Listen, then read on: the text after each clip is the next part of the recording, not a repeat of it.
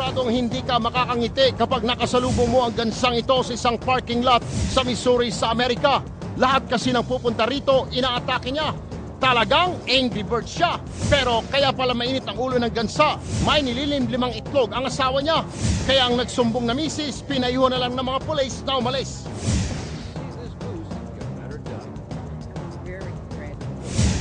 Heto naman ang siguradong di mo aalisan, ang opossum na si Ratatouille nakipagkarerahan sa snow. O ha? Hataw diba? Kumakambyo pa. Nang sumemplang ang skateboard, aba, humingi pa ng take 2. Kaya hayan, isinalang ulit sa karera si Ratatouille. Oras ng rondahin natin ang mga balita, Metro Action ngayon na.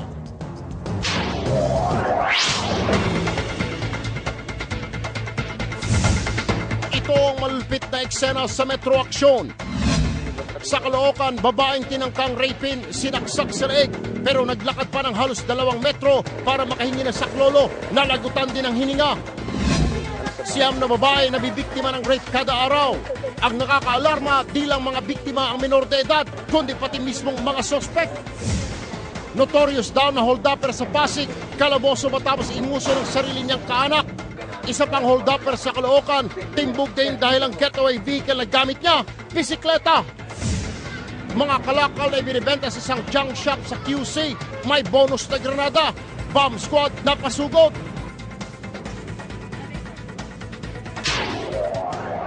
Dugoang nagpasaklolo ang isang babaeng tinaga sa liig sa Caloocan kaninang madaling araw.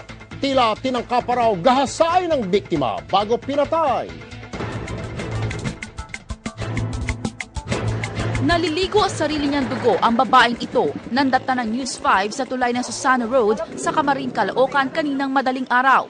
Ayon sa mga nakakita, 2 lalaki ang kasama ng di pa nakikilalang biktima. Tila mayroon daw silang pinagtatalunan.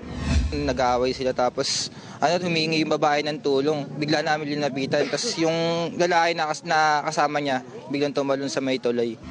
Nagawa pa raw makalakad ng babae ng 2 metro para humingi ng tulong. Yan ay habang umaagos ang dugo mula sa kanyang leeg dahil sa taga. Pero sa huli, lumagapak din siya sa kanyang kamatayan. Yung tama ng babae sa leeg talaga, pati sa mukha eh. Talagang may galit talaga yung gumawa nun, sir.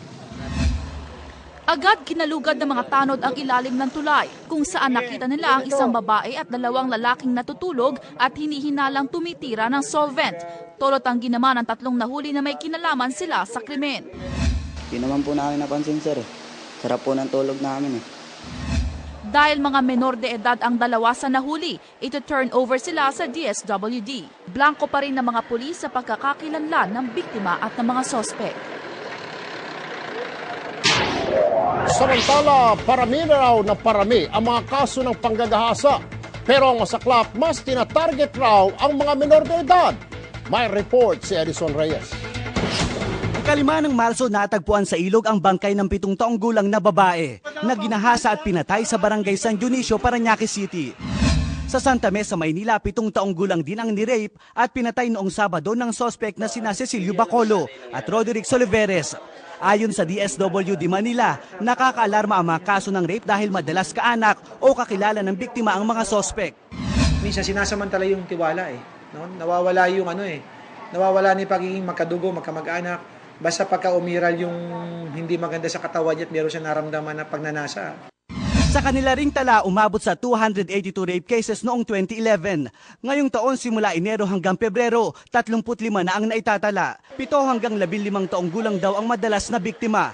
Ang pinakabata sa tala ng DSWD, 3 taong gulang. Alam mo, mas marami yung minor eh. Kasi ito yung mga nasa murang isip eh. At siyempre, ito yung madali din bulahin, gawa nga ng tiwala eh.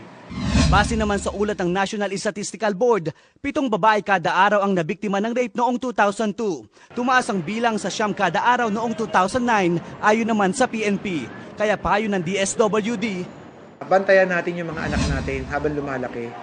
Edison Reyes, News 5. Susunod, hold-upper sa Caloocan may bagong style. Gamit na getaway vehicle, bisikleta.